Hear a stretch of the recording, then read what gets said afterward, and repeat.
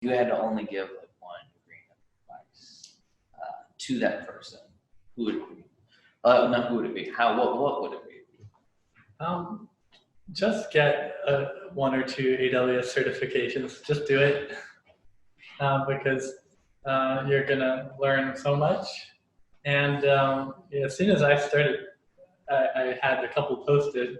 Like I got so much more attention from recruiters on LinkedIn. Like it just shot up. Like how many people were contacting me, and they were just saying like, yeah, it's rare to see someone with a certificate. So if you get those certificates, and they're not as expensive as people think. Like I recently talked to someone and they said, yeah, I'm not sure if I'll get that yet. They're like a few $1,000s, right? No, the cloud practitioner one I think might only be 100, and then the associate one's like 150. So I think it's very worth it. Yeah, they're not like a professional like cybersecurity exam, which is like thousands of dollars in some of the holes. So it's like reasonable, fairly reasonable. And you can get your training from whichever source you want. Could be free training. So yeah. Yeah, my opinion on this would be certifications definitely. To me, sometimes like, because I communicate with a lot of people about like this subject, and the one thing that I just want to like shake them and say like, just do something, you know, like just make one step, you know, like it could be a certification, it could be pressing play on a YouTube video, and it's so hard to start. And so if you just start at all, you're going to be miles ahead of anybody else. And also, I feel like, you know, as with every new trend that comes out, you know, serverless is a trend that we're currently going through. There's this level, like this perception that, oh, I've missed the train, right? Like the train has already left the station, I'm too late, right? And what I want to say is you're not too late. You're actually like 5 years ahead. So literally if you press play on a video and watch it right now and do that once a week, you're still going to be way ahead. So if you do something similar like what Jan did, or he just went down the rabbit hole for like 3, 4, 5 months straight, brushing his teeth, watching it, you know, 3 years ahead in a few months, in a technology which most companies still haven't even moved into.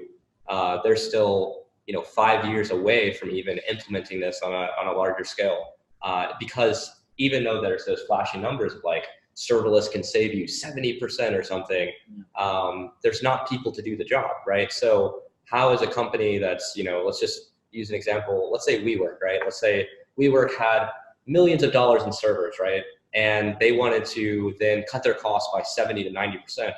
They have to hire experts to do that. And right now, there's not very many people that can. So if you can learn serverless even a tiny bit and understand what the terminology is, understand how to read the documentation, things that you can get from certifications, because it's very challenging.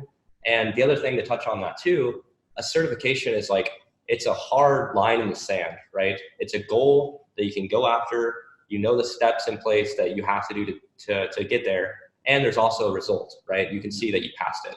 And a lot of times that's really hard to measure. So, you know, if you're going after being a serverless developer, you know, I would say personally, learn the skills which are relevant to the job postings that you're reading. So, you know, if they're saying Lambda, API Gateway, DynamoDB, all these like AWS services, you know, go straight after, you know, what you want, right? I feel like too often people try to like climb up the ladder instead of just like skipping to the front. And you can skip to the front. The serverless completely changed how everything was done.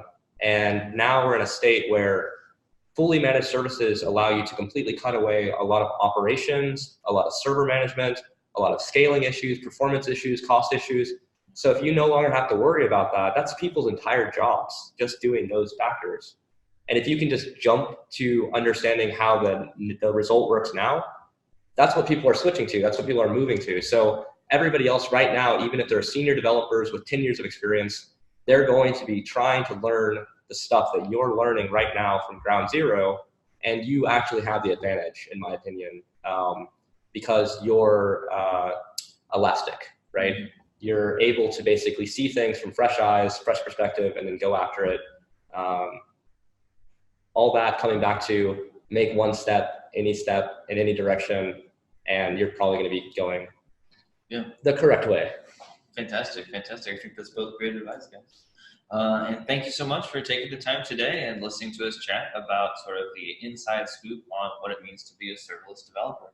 Thank you, Jan, for your time today and your insight. And thanks, Ryan, for hopping on and getting to join and contribute as well. And it's a Serverless Guru signing off, and we'll see you next time. See ya. Thanks, guys.